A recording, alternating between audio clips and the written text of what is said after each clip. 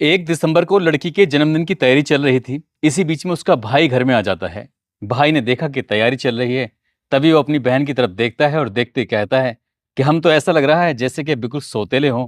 जब देखो तब मारपीट करना शुरू कर देते हैं, जब देखो तब ताने मारना शुरू कर देते हैं। ना किसी घर वाले को देखते हैं, ना ही किसी बाहर वाले को देखते हैं। वो लड़का अपनी बात कहकर अभी चुप भी नहीं हुआ था कि अचानक से उसके पिताजी आ जाते हैं।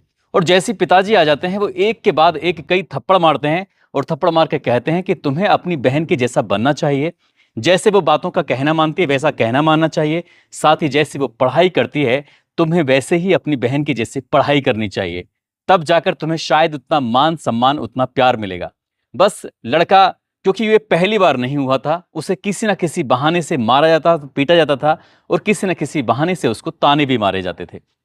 इसलिए पिट पिटाकर यहाँ से चुपचाप चला जाता है। 1-2 दिन बीत जाते हैं और उसके बाद फिर शुरू होती है एक शादी की सालगिरह की तैयारी। रात को सोचकर सोए थे कि अगले दिन तैयारी करेंगे, कुछ अच्छा करेंगे, लोगों को बुलाएंगे और दावत करेंगे। कुछ इस तरह की बातें थी, इस तरह का सोच विचार थे। लेकिन वो अगली सुबह जरूर होती है, लेकिन घर के 3 सदस्य ऐसे होते हैं जिनकी सुबह होती ही नहीं है। शायद ही वो कभी जिंदगी में उठ पाए, क्योंकि उठने की अब स्थिति है ही नहीं। वो, उनकी आंखें कभी खुलेंगी नहीं, क्योंकि वो अब दुनिया में रहे जो नहीं है। आज की कहानी है 3 मर्डर की। जब ये 3 मर्डर होते हैं तो इसकी सूचना जब सोशल मीडिया के माध्यम से लोगों को पता चलती है, तो लोगों को यकीन नहीं हो रहा था कि कत्ल की इतनी छोटी सी वजह हो सकती है और वो छोटी सी वजह इतनी बड़ी वजह बन सकती है। आदाब, नमस्कार, सत श्री अकाल। मैं उस्मान सैफी। आज की जो सच्ची घटना मैं आपको सुनाने जा रहा हूं, ये सच्ची घटना है राष्ट्रीय राजधानी क्षेत्र दिल्ली का दक्षिण जिला है, वहां की ये सच्ची घटना है। और दक्षिण जिले का एक थाना लगता है नेपसराय। नेपसराय थाना क्षेत्र का एक गांव है देवली, और देवली गांव में एक चौपाल है। चौपाल के पास रहने वाला एक बॉक्सर, जो कि ओलंपिक जो जिले स्तर पर होती हैं, मंडल स्तर पर होती हैं, प्रदेश स्तर की होने वाली प्रतियोगिताओं में उसने मेडल भी जीता होता। उसकी आदत है कि रोज सुबह को वो घर से निकलता है, टहल के आता है, कभी जिम करके आता है, जिम करने के बाद आता है अपने जो भी उसका रोजमर्रा का काम है। इसी तरह से वो 4 दिसंबर 2024 की सुबह लगभग 5:30 बजे के आसपास उठता है। उठने के बाद जब घर से बाहर निकल रहा है तो बहुत जोर से आवाज लगाता है कि मम्मी इस दरवाजे को बंद कर लेना, मैं बाहर जा रहा हूं घूमने के लिए। इस तरह की आवाज लगती है और पड़ोस में एक बूढ़ी बुजुर्ग महिला होती है, उसके कानों तक भी आवाज पहुंचती है। वो लड़का वहां से निकल जाता है। लगभग 1 घंटे के बाद, सुबह लगभग 6:30 बजे के बाद, जब ये वापस लौट कर आता है, उसने जब दरवाजा खोला, दरवाजा खोलने के बाद जब अपनी आंखों से देखता है, देखकर उसकी आंखें खुली की खुली रह जाती हैं। दरअसल घर के अंदर जो निचला वाला फ्लोर है, ग्राउंड फ्लोर, वहां पर उसकी बहन की लाश पड़ी हुई थी। बेड पर वो लाश पड़ी हुई थी। गर्दन ऐसे समझो जैसे कि बिल्कुल धड़ से अलग होने ही वाली हो, और उसके ऊपर कोई कंबल पड़ा पड़ा हुआ था, जिसकी वजह से वो दिख नहीं रही थी। जैसे उसने कंबल को हटाया था, वहां से ब्लड बह रहा है, खून का रिसाव हो रहा है। उसको देखने के बाद उस लड़के की चीख निकल जाती है। बहुत जोर से वो चीखता है। चीखने के बाद दौड़ता हुआ अपनी माँ को आवाज लगाता है। माँ, बार बार माँ माँ करके आवाज लगा रहा था, कभी पिताजी को आवाज लगा रहा था। जैसे ही ऊपर के फ्लोर पे जाता है, ऊपर की मंजिल पे जाता है, तो एक तरफ माँ की लाश पड़ी हुई थी, तो दूसरी तरफ पिता की लाश पड़ी हुई थी। घर के अंदर 3 कत्ल हो जाते हैं और उस लड़के की चीख पुकार, उसकी आंखों से निकले हुए आंसू, उसकी दर्द, उसकी कराहट इतनी दूर तक फैल जाती है कि जो आसपास के लोग थे वो भी दौड़कर घर की तरफ आते हैं, क्योंकि अभी तो ठीक से दिन भी नहीं निकला है। आखिरकार इस घर में ऐसी क्या वजह हुई है? इस गांव में इससे पहले ना कोई ऐसी चीख पुकार मची थी, ना ही कोई इस तरह की घटना सुनने को मिली थी। इस घर से लगभग 20 मीटर की दूरी पर एक जिम होता है। जिम में जो लड़के प्रैक्टिस वगैरह कर रहे थे, जिम का जो मालिक होता है, वो भी दौड़ते हुए जब मौके पर आता है, आने के बाद सबके सब लोगों ने जब अपनी आंखों से उस दृश्य को देखा, तो उस दृश्य को देखने के बाद शायद ही कोई ऐसा व्यक्ति रहा होगा जो ये सोचकर एकदम हतप्रभ ना रह गया हो, स्तब्ध ना रह गया हो, ये सोचने पर मजबूर ना हो गया हो कि आखिरकार इस घर में ऐसा क्या हुआ है। 4 सदस्य हैं और 4 में से 3 का मर्डर हो चुका है। यदि लड़का भी यहाँ पर होता तो शायद वो भी मार दिया गया होता। इसी बीच में पुलिस को सूचना दी जाती है। जो पुलिस से कहा जाता है कि जल्दी से आप यहाँ पर आइए। इस जगह पर, जो कि देवली गांव लगता है, चौपाल के पास एक फौजी का मकान है। फौजी के मकान पर जल्दी आइए, यहाँ पर 3 कत्ल हो चुके हैं, 3 मर्डर हो चुके हैं। जैसे ही पुलिस को सूचना मिलती है, दिन निकलते ही ये सूचना मिल जाती है। उसके बाद फिर चाहे वो डीसीपी अंकित चौहान हो, एसीपी अभिनेंद्र जैन हो, एटीएस प्रभारी उमेश यादव, स्पेशल सेल प्रभारी गिरीश, नेपसराय थाना प्रभारी राकेश यादव, संगम विहार थाना प्रभारी उमेश शर्मा, जैसे जैसे सूचना मिल रही थी वैसे वैसे ऑफिसरों का मौके पर घटना स्थल पर जमावड़ा लग रहा था और 3 मर्डर की सूचना सुनने के बाद अधिकारियों ने जांच पड़ताल करना शुरू कर दिया। लगभग 51 साल की उम्र होती है राजेश कुमार की, जो कि सेना से रिटायर्ड हो जाते हैं। 12वीं राजपूताना राइफल से वो साल 2009 में रिटायर हो चुके थे।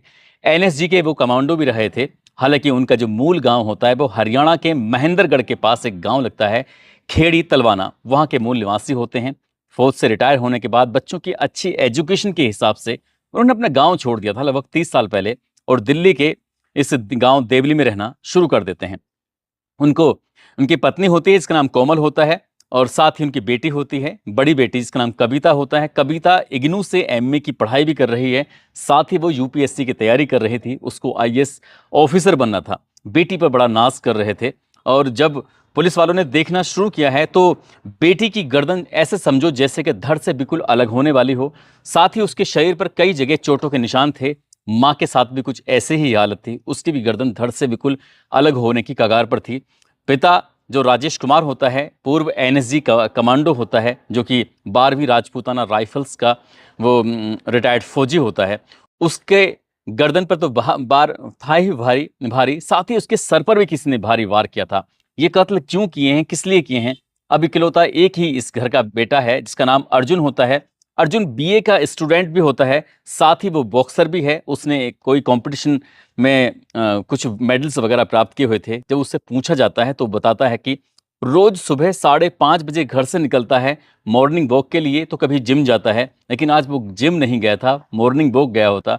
और जब यहाँ से जा रहा था तो ताला लगा के गया था।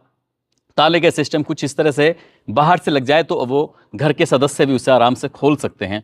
इसी बीच में पुलिस वालों ने जब उससे बातचीत कर रहे थे तो एक बुजुर्ग महिला भी आके कहती है कि जब ये घर से बाहर जा रहा था तो इसने अपनी माँ को आवाज़ लगाई थी कि माँ दरवाज़ा बंद कर लेना। उसके बाद क्या होता है, घर से किसी भी तरह की कोई आवाज़ नहीं आएगी, कोई चीख पुकार नहीं। 3 कत्ल हो जाते हैं। लड़के से जब बातचीत कर रहे थे, एक पुलिस वाले की नज़र उस लड़के के हाथ पे पड़ जाती है। हाथ पर एक चोट का निशान था, ऐसा लग रहा था जैसे कि ताजा निशान हो। हालांकि 3 मर्डर की सूचना से पूरे देश भर में ये खबर सोशल मीडिया के माध्यम से वायरल हो जाती है कि फौजी का परिवार कुछ इस तरह से खत्म हो चुका है। अब पुलिस पर यह दबाव था कि आखिरकार ये 3 कत्ल किसने किए होंगे, क्यों किए होंगे, क्या इसके पीछे की वजह रही होगी। पुलिस इन सवालों के जवाब तलाशने में जुट जाती है। साथ ही जो घर में जो पुलिस ने जाकर देखा, कहीं ऐसा तो नहीं लूटपाट की घटना को अंजाम दिया गया हो। घर का एक एक सामान, एक एक चीजें वैसी की वैसी रखी हुई थी जैसे क्या पहले रखी हुई थी।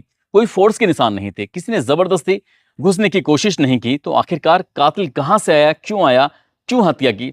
जब लड़के से बातचीत करते हैं तो लड़के का रो रो कर बुरा हाल था, समझ नहीं पा रहे थे इस बीच में इससे इतनी जल्दी बातचीत करें तो कैसे करें।